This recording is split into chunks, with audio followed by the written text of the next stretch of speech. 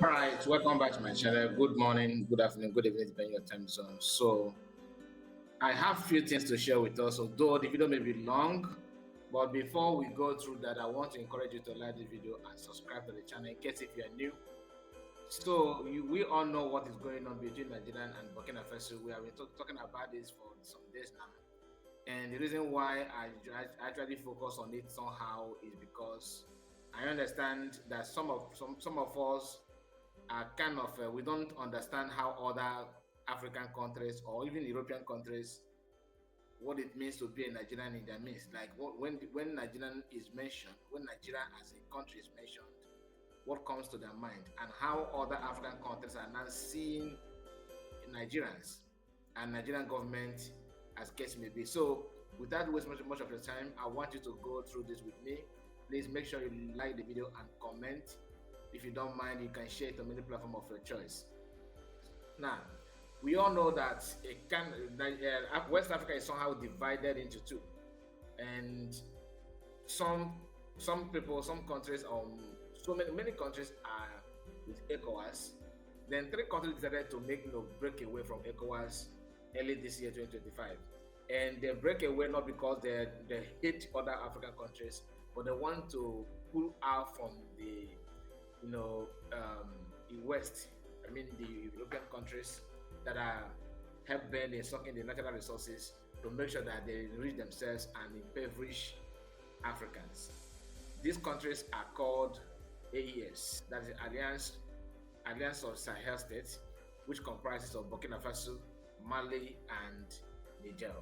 Now, the ECOWAS started doing gragra. They started doing gragra somehow. And remember, the leader of ECOWAS happened to be Nigeria. So Nigeria is one leading, meaning that the president of Nigeria is the head of ECOWAS. Today is Bola Ahmed Tinubu, right? Good. So Sahel Revolutionary Soldiers, which is one of the platform that we are seeing on your screen now, they said ECOWAS. This is just as of time of recording this video. As you can see here, is 29 minutes. ECOWAS makes U-turn, begs AES for cooperation due to incessant breakout of coup and insecurity in the West Africa. In a significant development, ECOWAS has openly appealed to AES countries, that's the Alliance of Sahel States, like I told you earlier, for intelligence sharing. Just don't worry, for intelligence sharing and regional cooperation, acknowledging that the insecurity in the Sahel and coastal West Africa can no longer be handled in isolation. This call highlights a hard truth: security has no borders. Without cooperation, terrorist groups will continue to exploit divisions and weaken states and destabilize the entire region. This latest move signal a growing realization that regional unity and intelligence sharing are no longer optional. They are necessary for survival. Unfortunately, ECOWAS previously opted to be a slave of the imperialists. And see this word here. This is the major reason why Burkina Faso and Niger and Mali decided to maintain their way. Now, they were able to do that because of pressure of Russia. And Russia was able to stretch forth their hand, that their helping hands to them simply because they realized that the best way to revenge, to NATO, which comprises of some of these countries in Europe, right? Especially France and Britain. So they realized that their strength based in Africa, and the best way to checkmate them is to liberate Africa, so that France could now focus on how to build themselves instead of causing war. The same thing with Britain. I am not here to, brainwash anybody or to say something out of context, but I believe what I'm saying now. In fact, I know that what I'm saying now is already in public domain. So you are in position to actually fact check what I'm saying. And I'm not a promoter or hater of European countries, but it is always good for you to do good things so that everybody will be happy. Don't think that only you have the right to live. That's what I'm trying to say. Now, political differences aside, the safety of millions of West Africa is at stake. Can cooperation override division, or will the region continue on this dangerous path incited by the puppets in Ecowas? Will this renewed appeal open the door for dialogue and collective action, or will political rifting continues? Honestly, this is the leader of the AES, which is Mali, Niger, and Burkina Faso here. Now, this is ECOWAS. People that made up ECOWAS. You see, one thing that you need to understand is that, honestly, what they call them here, like puppet in ECOWAS, they are all puppet to some of these countries in Europe, Westerners. They don't know how to be themselves. They have very good opportunity now to stand for their total liberation, but they are still looking back, because Russia is there to protect you. If at all you actually mean good for the people, but Nigeria as a country is excluded here. Any other African country that apart from Nigeria that's believing that the ECOWAS is the best way to go, that those leaders they are morons. Nigeria only is different. Why? Because even the foundation itself is faulty. With that, even if you remove Europeans, if Britain now remove hands and everybody remove hands, what is going on in Nigeria will still be there. Why? Because Nigeria is not meant to be one country. And why it is not meant to be one country? Because of the ideology of components that make up Nigeria as an entity today are totally different to compare other countries. Fulani man believe that they need to, they have to live nomadic life, and they have right to bring their cow even into the classroom, even to the churches. All right, their cow can move to markets, and they believe that some people in Nigeria are infidel. They believe that some Muslims are not good Muslims. They are not Muslim enough. They believe that they are born to rule. Then when it comes to Yoruba land, they believe that they're educated, that other tribes cannot, compete, that they are the one, and they always look for shortcuts and side. I'm talking about the political class. I'm not talking about the indigenous people. So if you're a Yoruba person and you have a different opinion for what I just said, you are not included. I'm talking about politicians. It's the same thing with Fulani. There are some good Fulanis that don't understand that they need to outgrow this kind of mentality. But the people that the so-called godfather and leaders of those regions are the main problem. And they know how to recruit young ones who think and reason the same way like they do. In Eastern part, we all believe that when it comes to Eastern part, Igbo politicians believe that the only thing they want is for their pocket, for themselves. They don't mind to dine and wine with anybody that's going to slaughter their children. And they can take money for anything. That is the reason why to stop these people is to break up the country, so that the intelligent Yorubas, educated ones, hardworking Yorubas who actually understand how to build the country can now go and practice it in their region with their faith and the government and their concern, put it into practice and protect their land. The same thing applicable to the Hausas, which Fulani have conquered them beyond the repair. So honestly, I don't know how Hausa people will manage their own, but nothing has need to break away from these gangsters who use terrorism to shield their political agenda simply because they believe that they have access to the power and they're not going to stop anytime soon. So if you are other countries and you are forming alliance with these people, think twice. Now, some people will say you are trying to, demarket Nigerian as an entity. Why must you talk to Nigeria in a very derogatory way? That they shouldn't do that publicly and all that. But their actions and what they're doing is so disgraceful. For example, what I just said about Nigeria, I want you to watch this short video. It's not a northerner, but this is what Nigerians' identity crisis and all what have you, the hatred. You can't build a nation with this kind of people. Watch. That is why. Watch. I bet you, if their person become president, we South, we are going to face a lot of problems. That is why anything Igbo presidency, for now, we South, please, we should give chance to anything Igbo presidency. Better we vote for a Fulani man than to vote an Igbo man to become president. Because the agenda they have over us is what you are just seeing. The marginalization will be very strong. Thank you very much, I really appreciate it. The marginalization will be very, very strong. It should be like somebody when they do you, you can't go to the church case giver. What do you think would be our fate in the South? Supposing Peter Obi is now a president, supposing he win, he can't become president. What do you think which people on South will be facing now? Now, this is somebody who come from.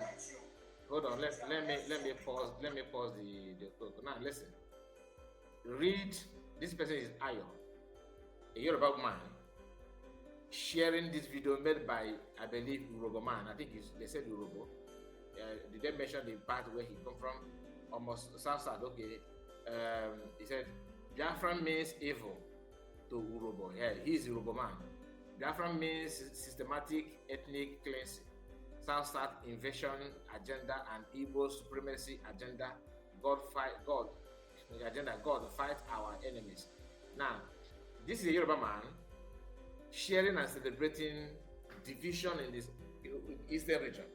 That Yoruba man, this man called this, they say he's from Urobo, is telling people from his own side, just listen, that Igbo man becoming Igbo president, that's an Igbo man becoming Nigerian president, is a taboo and it's gonna hurt them very, very bad.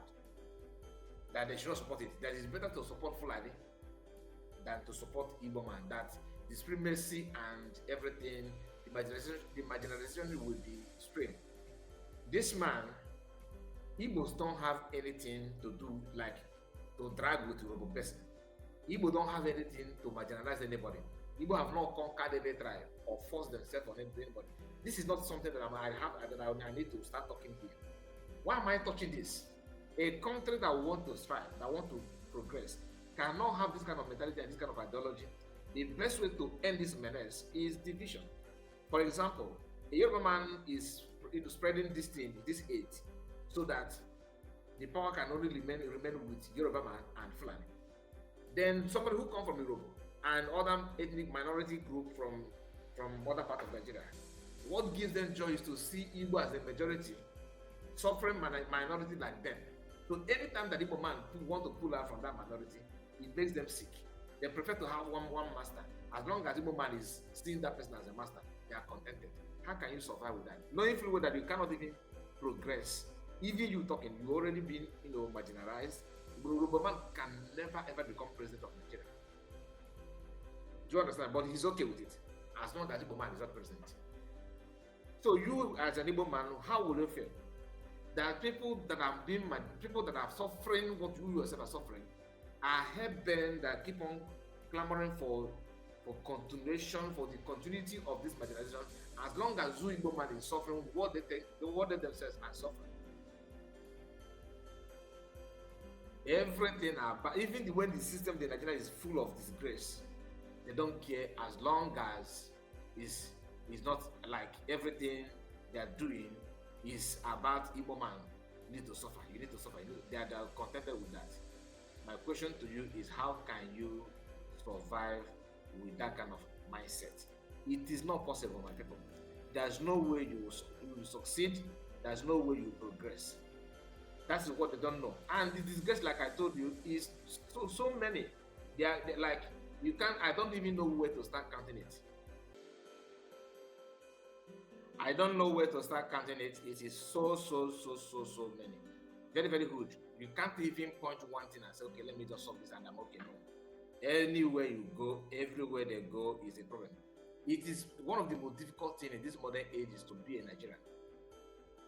Anywhere you go, you are it's either you are being disgraced or you will disgrace yourself, because that name also have some kind of forces that follow in it. Speaking of disgrace, how they are disgracing themselves. This is Nigerian government. They sent their delegate to FIFA headquarters in Africa. All right. Honestly, I don't know the location, but they went there to complain about football match that took place between Nigeria and DR Congo. And the Nigerian, they are of opinion that DR Congo used an ineligible players to play against them, and therefore they are trying to. I don't know what they want to do. They went there with NFF and Nigerian lawyers. Okay, let me read it to you. NFF and Nigerian lawyers being escorted out of FIFA headquarters after they went to complain that DR Congo used an ineligible player. Watch this video so you understand. This is African country also. Watch.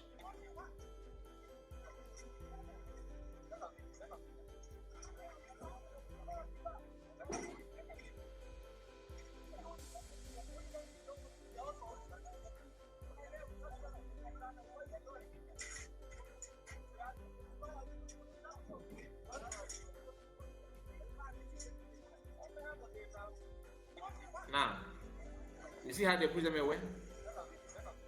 You see how they are pushing them away? Out of just like that. Lawyers and their delegates. Look at them. Look at. They push them out. Locked the door against them.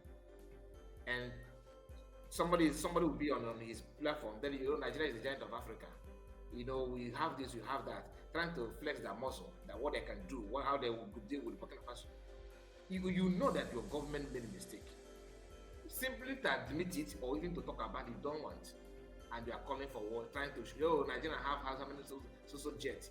Just this minor argument, Nigeria they have went out to purchase 24 fighter jets from Italy, allegedly. We may touchlight it on this video. So I just shared with you about, the plan of Ecowas to cooperate with AES states, all right? And Nigeria is the leader of Ecowas, right? But when you check online on social media, you will find out that some Nigerians are using their platform to propagate falsehood, trying to act as if Nigeria is so, they are ready for war, they want war, they this, that, but I don't think that is the issue. I think the Nigerian government is also trying to play safe, even though they prefer to do backyard business than to act like to be a man and act real. This is what African Hub, this platform has been posting some garbage. I don't really appreciate what it's putting out there. But let's see, just watch what they say here. Nigeria has raised serious concern over not just the seizure of its fighter jets, but also the continued detention of 11 Nigerian military personnel, some of whom are reportedly elderly. According to credible reports, the Nigerian armed forces are closely monitoring developments, and there is growing expectation that Burkina Faso will act within the bounds of reason and international norms. Captain Ibrahim Traore has been warned that every action has consequences. Any further escalation or refusal of releasing Nigeria's aircraft and personnel could trigger outcomes far more devastating for Burkina Faso. Now, this is when you pay attention to the write-up, you can feel kind of threats. They are threatening Burkina Faso, as if Burkina Faso is the one that offended you. They are on their own. You bring your fighter jet to the airspace suspiciously. They have to drag it down, and you don't even bother to figure out what they find in the private jet. You don't even bother to know the mission and you think that they're just acting out of contest. There's no reason why they should held that aircraft. Is that what you think? Then when you listen to the report from Sahel Revolutionary Sahel Army, the platform that I just shared with us, where they talked about ECOWAS begging for cooperation with Burkina Faso, and Niger and Mali. But this one is here, acting as because some Nigerians believe with this issue of giant of Africa have actually dealt with many people. They don't reason properly anymore. They don't think. They're talking out of context. They don't know. They don't bother to understand what is international law and what is do and don't. Burkina Faso we are talking about is a country that is backed up by Russia. Today, Putin made a speech and he talked about the plan of Russia on how to deal with some of these problems they are facing. The missile you are seeing on your screen now have been released. The man, Putin made it clear that in 2 weeks' time, this missile will be put, on duty within 2 weeks. And guess where they're gonna put it? Values. And that's to tell you, let me just go through it a little bit so that you understand what it means. Putin hypersonic hammer Orisinki missile hit combat duty in weeks. Russia President Vladimir Putin, because you always call Putin. So the second name is I'm not used to that. Putin announced today that the advanced hypersonic Orisiki intermediate range ballistic missile system will enter combat duty before the end of the 2025, potentially within next 2 weeks. Speaking at Defense Ministry annual board meeting, Putin highlighted the weapon's rapid development as part of Russian ongoing military modernization, first combat tested against Ukraine in November 2024. Oriski is described as carrying multiple independently targetable warheads, traveling at speed exceeded Mach 10 and capable of overwhelming current defense system. This move underscores Moscow's strategic advancement and heightened global tension. Look at it here, and this is people that some platform are running their mouth as if they don't know who is backing these people. You think because I am giant of Africa, giant, you have to prove it. Breaking an unusual from Russia defense military moment ago, Vladimir Putin delivers a blunt warning. If Ukraine and East European patrons refuse serious dialogue, Russia will liberate his historical land by military force. That is from Putin. Okay? Now, you know why I'm bringing this to you? Why I'm bringing it is because I noticed that some Nigerians don't understand what this means. And Russia is France that you are hoping and relying on, all the European countries. By the time the Russian put them, put them busy, the remaining weapon will be in Africa dealing with you to stop fund or sources that is coming from Africa against Russia. That is what you need to think about. The moment you begin to understand this is better for you.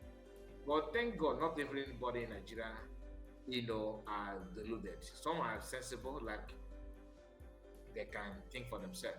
I wanted to hear what this man said here. These guys are still in Burkina Faso. How much of the confidence in national procurement? How is linked up? Better, they will tell you that we are the market in Nigeria. We are not the Exactly. They are the worst offender. They are the worst offender in the market in Nigeria. Because how can you not tell your people this so that they will not have to even defend the country if we need it? You will lie to us. And later you now regret it. So what should I be doing as a Nigerian? So tell me, what should I be doing as a Nigerian when I cannot get the impact from my government?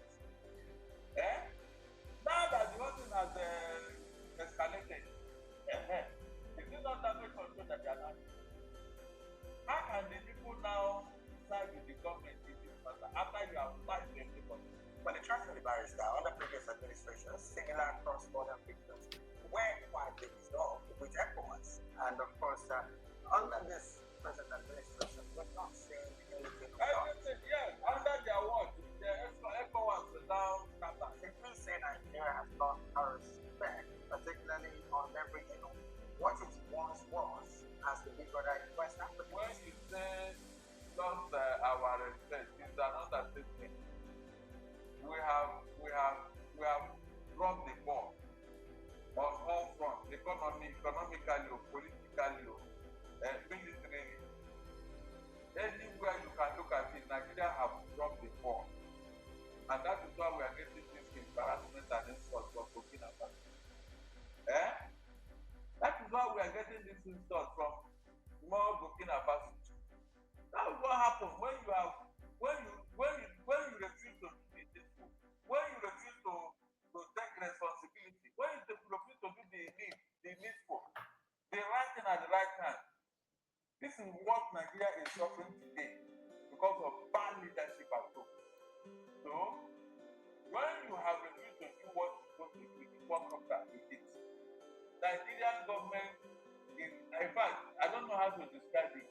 Seriously, if you're Nigerian, there should be some shame on your face because of what Burkina Faso is used to us now. A small country. Not only Burkina Faso, I just shared with us the treatment they received from in a FIFA headquarters. I just shared that with us, right? Not only that. So anybody telling you otherwise needs to think twice. Like I told you, the reason why Russia is helping some of these African countries is simply because they want to get back at, their European counterparts. And countries that are not Nigeria should utilize this opportunity to liberate themselves and build yourself, because Russia understands that the strength of all this NATO lies in Africa, and the best way to weaken them is to equip Africans to learn how to stand on their own and forge ahead. But you see an African person, African youth, yapping saying something that is not adding up, and you expect what? You actually want what do you actually expect? So let me know what you think about it, because I knew that some of us understand what is playing out. Some are still acting as if they don't know, but time will tell. Please like the video and let me know what you think about it. God bless you. Make sure you share it to many platforms of your choice, and don't forget to put your comments so I will know what you think about everything we have discussed so far. Take care.